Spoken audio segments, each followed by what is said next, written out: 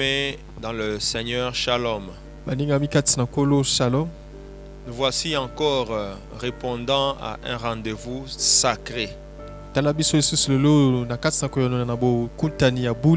le partage de la parole du Seigneur.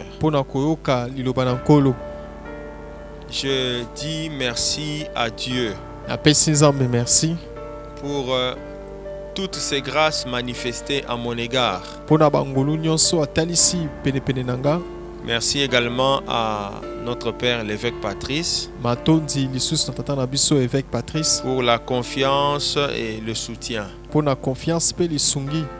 À vous aussi merci parce que vous répondez au rendez-vous divin. Nous allons commencer un sous-thème que nous avions, ou nous allons continuer un sous-thème que nous avions déjà commencé. Nous étions en train de parler de la puissance de la révélation. Notre texte de base, c'était dans Ésaïe chapitre 6 de 1 à 8.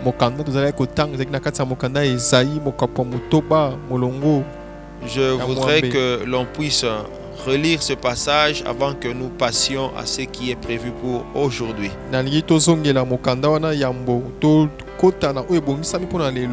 Un texte très riche, pasteur. Dès que vous avez trouvé, vous pouvez lire. Ésaïe chapitre 6, de 1 à 8, nous lisons.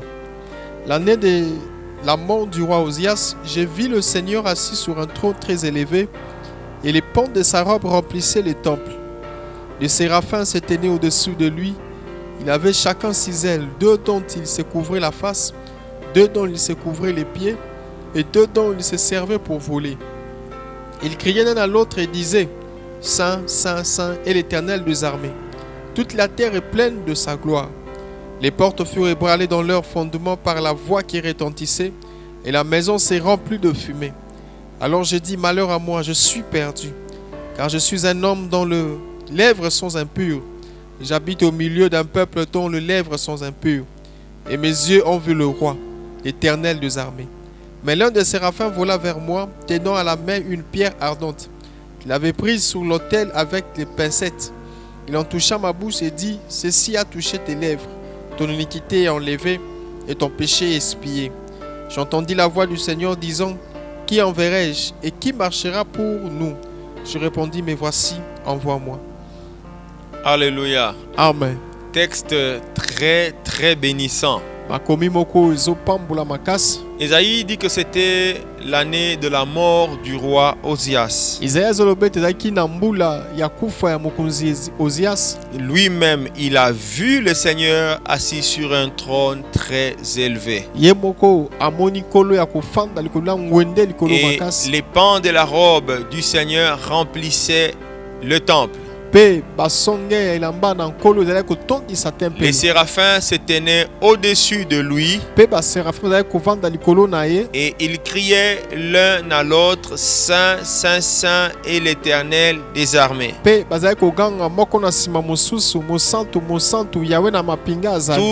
la terre est pleine de sa gloire. Alors que pendant que ces séraphins étaient en train d'écrire de cette manière-là, Ésaïe voit maintenant ce qui s'est passé dans le temple. Il dit: les portes furent ébranlées dans leur fondement. Qu'est-ce qui avait ébranlé les portes dans leur fondement? C'est la voix qui retentissait. Et lorsque ces portes ont été ébranlées, la fumée remplit le temple. La fumée qui est l'image ou le symbole de la gloire de Dieu, elle a rempli le temple lorsque certaines portes ont été ébranlées. Cela a créé la panique dans Ésaïe, mais l'ange l'a calmé. Mais au finish, vers le verset 8, Ésaïe entend le Seigneur parler. Qui enverrai-je? Qui marcherai-je pour moi? Ésaïe dit, me voici, envoie-moi.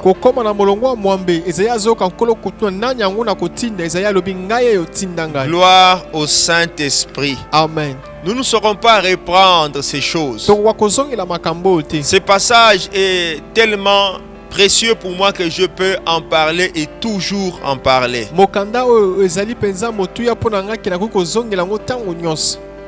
Gloire à Jésus. Amen. Mais ce qui a été dit ne peut pas être repris maintenant parce que nous devons faire un pas vers l'avant. Je vis le Seigneur assis sur un trône très élevé. La conséquence de ce que Ésaïe a vu, c'est que les portes qui étaient dans le temple qui étaient fermés furent ébranlés dans leur fondement.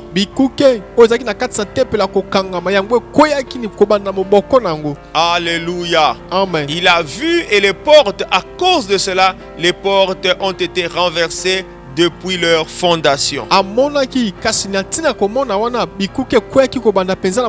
voudrais seulement épingler deux choses avant qu'on passe à ce qui est prévu pour aujourd'hui. La vie avec Dieu, le succès dans les choses de Dieu n'appartient qu'à ceux qui voient.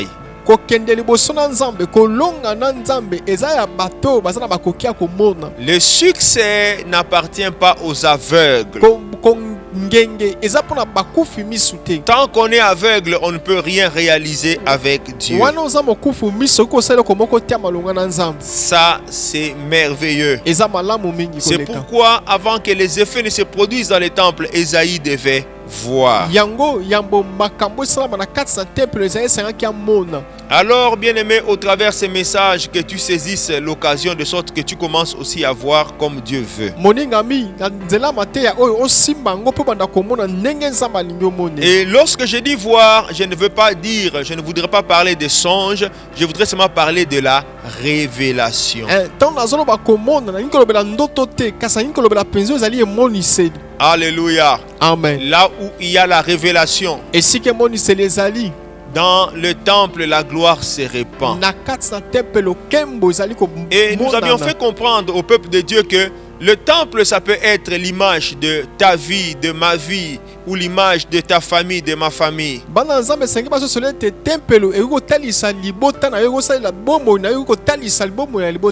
Ou même l'image de l'église locale,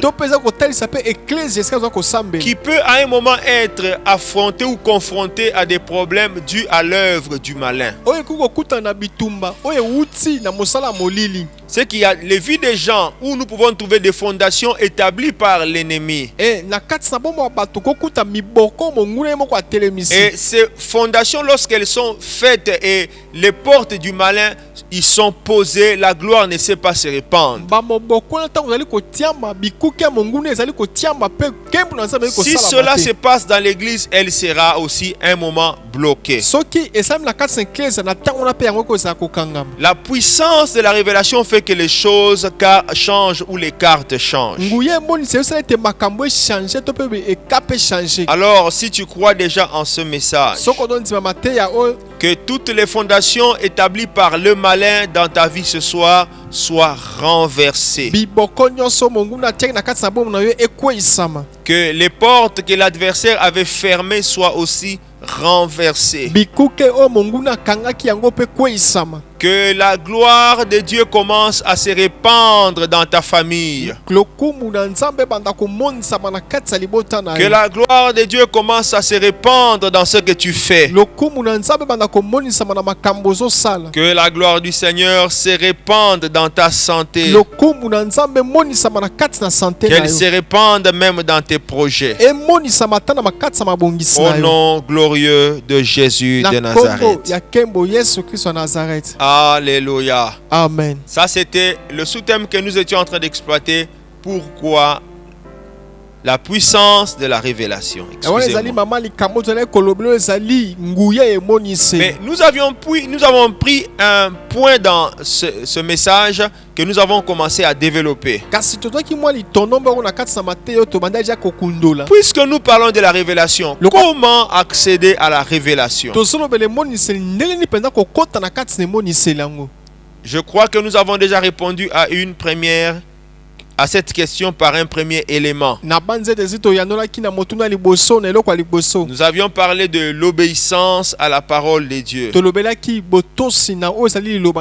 L'obéissance au Réma et au Logos. Point n'est besoin d'y revenir. Aujourd'hui, nous allons parler du deuxième point que nous avons prévu. Après l'obéissance, nous allons parler du désir d'accéder à la révélation. Bien-aimés, suivez très bien le désir d'accéder à la révélation. Je voudrais d'entrer en jeu que nous puissions lire le livre de Jean chapitre 7 verset 37.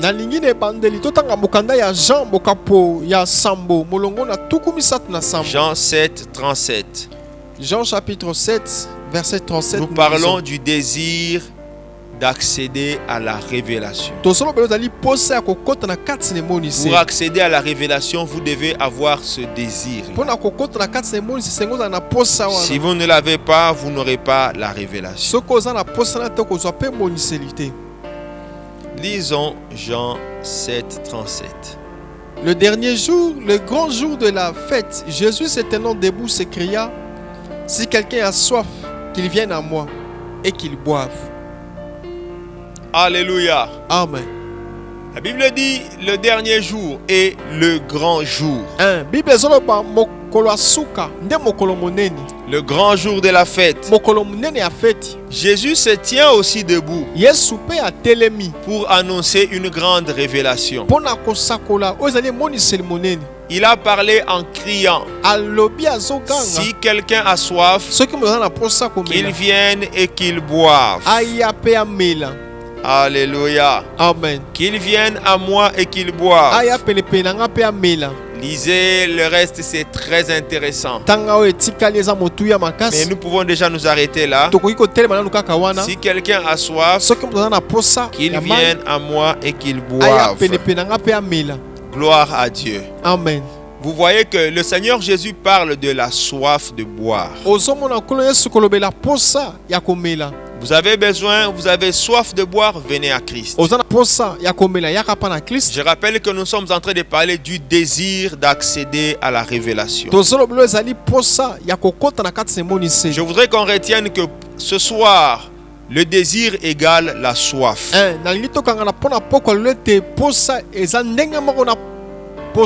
Le désir, c'est la soif. Jésus disait: si quelqu'un désire boire, qu'il vienne à moi et qu'il boive. Vous comprenez que l'eau que Jésus avait n'était disponible que pour ceux qui le désiraient.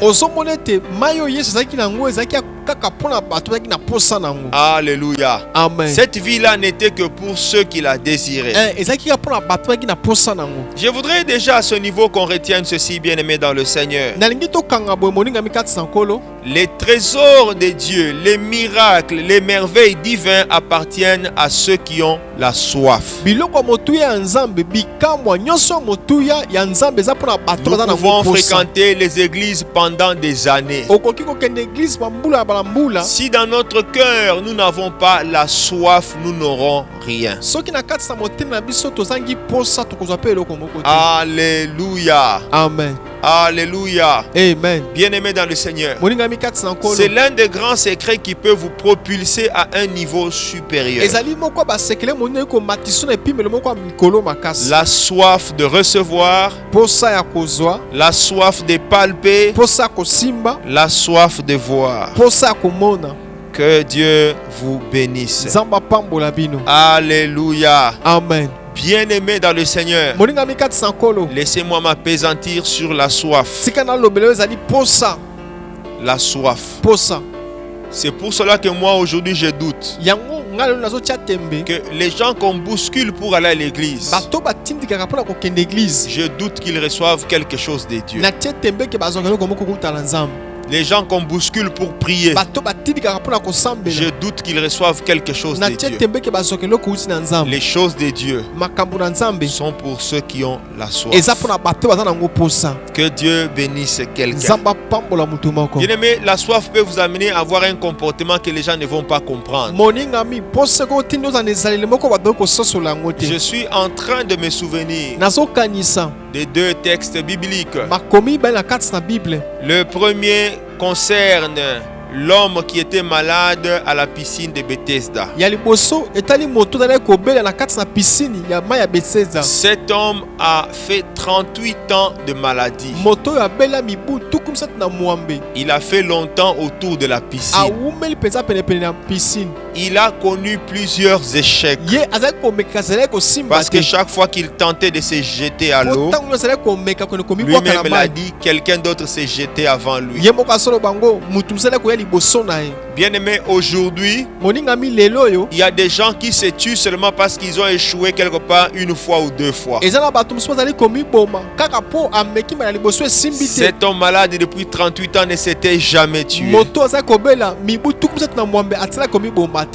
Ayant connu plusieurs défaites. Parce que quand il voulait se jeter à l'eau, quelqu'un d'autre pouvait se jeter. Imaginez-vous que cette scène perdure pendant des années. Qu'est-ce qu'il pouvait cultiver en lui? Mais que Dieu soit loué, parce que cet homme avait un point fort. Il avait la soif de sa guérison. Alors il s'est dit, je ne peux pas quitter là où je peux trouver la guérison. Quelqu'un d'autre dirait, je suis fatigué, je vais mourir à la maison. J'abandonne ces lieux. Je ne reçois aucun avantage. Mais voilà cet homme, après plusieurs échecs, si j'essaie de calculer, je peux dire que c'est plus de 100 échecs. Parce qu'il a fait très longtemps, pendant très longtemps autour de la piscine. Et la Bible dit que l'ange y descendait de temps en temps. Donc de manière assez régulière, les gens partaient, les gens glorifiaient le Seigneur. Lui était là. Il n'a pas voulu quitter au bon endroit. Bien-aimé, affaibli. Vous savez, lorsque les années passent, même le corps s'affaiblit. Il a été malade depuis 38 ans, mais la Bible ne nous donne pas son âge. Imaginez qu'il ait commencé la maladie à l'âge de 15 ans. Donc il serait déjà au-delà de 50 ans. Plus les années passent, plus la fatigue est en train de gagner le corps. Mais même si le corps s'est fatigué, bien aimé, son désir restait vif. Moi je dois avoir la guérison. C'est ici le lieu de ma guérison. Ce désir a fait qu'il n'abandonne pas. Un jour lorsque Jésus est venu, il a laissé les autres. Il est allé chez cet homme-là. Moi je dis, qu'est-ce qui a parlé dans cet homme? C'est le vif désir de recevoir la guérison. Il a reçu sa guérison de la manière la plus simple. Si les autres faisaient des culbutes, des chutes, des baramis, même des baramis, pour avoir la guérison, lui il l'a eu de la manière la plus simple. Bien aimé, il ne s'est pas agité, il ne s'est pas déplacé, la guérison l'a localisé. Oh, laisse-moi te dire au nom de Jésus que ce que tu cherches avec un cœur vif te localise et vienne vers toi. Ce que tu cherches jour et nuit, que cela vienne vers toi. Et au nom puissant de Jésus. Alléluia. Amen. Je suis encore en train de me souvenir d'un texte de la Bible un jour. Jésus prêchait. Et la Bible dit qu'il guérissait tous ceux qui avaient besoin d'être guéris. En d'autres termes, les malades, mais qui ne voulaient pas la guérison, qui se foutaient de la guérison, qui ne cherchaient pas la guérison, ne l'avaient pas eu. Mais tous ceux qui avaient le besoin de la guérison l'avaient obtenu. Je te dis au nom de Jésus, ton besoin fera que le Seigneur te localise. Le besoin d'avoir l'argent fera que Dieu te localise et que Dieu te donne l'argent. Le besoin que Dieu te donne les connexions, Dieu va l'accomplir. Le besoin de vivre longtemps, Dieu va te l'accorder. Dans le nom de Jésus. Si tu es enfant de Dieu, ne pleure pas parce que tu as des besoins. Regarde tes besoins, ne pleure pas. Sache que Dieu va répondre l'un après l'autre. C'est ça le Dieu de la Bible. Si tu es d'accord, sois béni. Si tu es d'accord, sois visité. Dans le nom glorieux de Jésus. Nous sommes en train de parler de la soif ou du désir d'accéder à la révélation. Pour avoir la guérison, il faut le désir. Même pour avoir la révélation, il faut le désir. Nous venons de lire Jean chapitre 7, verset 37. Jésus dit, si quelqu'un a soif. Donc ce n'est pas un problème de nom des gens. Ce n'est pas un problème de famille. Tu viens de quelle famille? Tu as fait quelles études? Tu as quelle taille? Tu as quel teint? Ce n'est pas ça ce qui intéresse Dieu. L'affaire de Dieu, la soif. Alléluia. Amen. La soif. Pour ça. Lisons encore. Proverbe.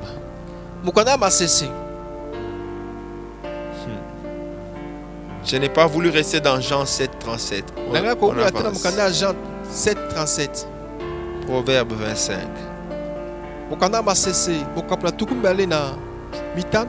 Proverbe 25.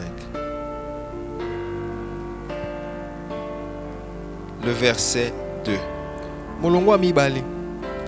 La gloire de Dieu, c'est de cacher les choses. La gloire de roi, c'est de sonder les choses. Alléluia. Amen. Pasteur, veuillez répondre. La gloire de Dieu, c'est de cacher les choses. La gloire de roi, c'est de sonder les choses. Merci. Écoutez, bien-aimés. La gloire de Dieu, c'est de cacher les choses. Cacher. La gloire des rois. Je te rappelle que moi et toi, en Jésus, nous sommes des rois. La Bible dit la gloire des rois, c'est de sonder les choses. Est-ce qu'on comprend? Alléluia. Amen. La gloire des rois, c'est de sonder les choses. Sonder. C'est ton devoir. Qui peut sonder? Seulement celui qui a le désir. Seulement celui qui a la soif. Celui qui ne veut pas sonder, les choses resteront toujours devant lui comme mystérieuses. Mais celui qui a la soif, il va sonder. Alléluia. Amen. Mais vous savez que sonder signifie chercher à connaître. Moi j'ai dit chercher à connaître la profondeur des choses. C'est ça, sonder. Et ta gloire à toi, c'est de chercher. Or, pour chercher, jusqu'à aller en profondeur, tu dois avoir un désir réel. Si tu n'as pas un désir réel, tu ne vas rien réaliser. Alléluia. Amen. Ne te plains pas d'avoir beaucoup de désirs. Ce sont des pistes par lesquelles Dieu va passer pour se manifester dans ta vie, se manifester dans ta famille. C'est pourquoi Dieu cache. On est ensemble. Dieu cache, mais toi tu dois chercher. Il cache pourquoi? Parce que ces choses à lui, c'est pour ceux qui aiment sonder, c'est pour ceux qui ont les désirs. Alléluia. Amen. Est-ce qu'on est d'accord? Amen. Est-ce qu'on se comprend? Amen. Bien-aimé, je parle de la révélation. Je parle de la révélation. Comment accéder à la révélation? Vous allez vous souvenir de Jésus. Il parlait aux gens en parabole. Un jour, après que la foule se soit séparée de lui, ayant parlé de la parabole du semeur, il avait parlé de ça dans la foule. Après, quand la foule est allée, un disciple a demandé: mais maître, pourquoi tu parles en parabole? Jésus leur a dit: parce qu'il vous est donné à vous de connaître les mystères cachés. Alléluia. Amen. Alléluia. Amen. Bien-aimés dans le Seigneur. Parce que les disciples étaient attachés. Ils avaient le désir de connaître, d'aller dans la profondeur. Ils pouvaient demander à Christ. Rien ne leur était caché. Amen. Amen. Que Dieu vous bénisse, bien-aimés. Retiens ça. Ne te fatigue pas de sonder. Ne te fatigue pas d'avoir un vif désir. Dieu va faire quelque chose pour toi. Dieu fera quelque chose pour toi. Dieu fera quelque chose pour toi. Je vais lire ou faire lire un dernier passage. Psaume 42, 2, 3. Psaume 42, 2, 3. 2, 3, nous lisons. Nous sommes talonnés par le temps. Psaume 42, 2, 3. Comme une biche soupire après de courants d'eau, ok, ainsi mon âme soupire après toi, ô Dieu. Écoutez ce que le psalmiste dit. Comme une biche soupire après des courants d'eau. Cet animal-là, quand il trouve de l'eau, cet animal reste là pour boire suffisamment. Et le psalmiste dit ainsi: mon âme soupire auprès de toi. Vous voyez la soif.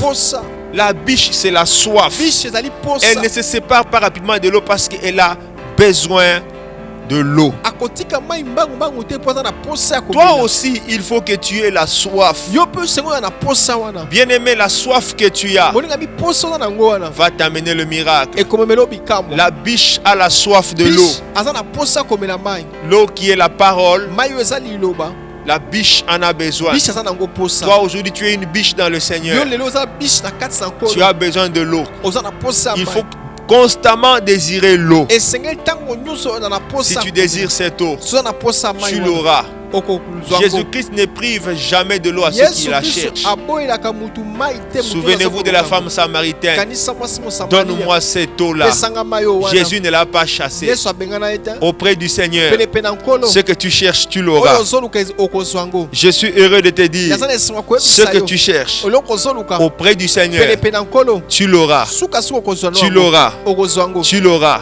Je voudrais me limiter par ici parce que le temps est accompli. Que Jésus-Christ vous bénisse, vous soutienne, que vos désirs puissent aboutir à des résultats dans le nom glorieux de Jésus. Soyez bénis, nous nous retrouvons à la prochaine. Merci, bye, merci.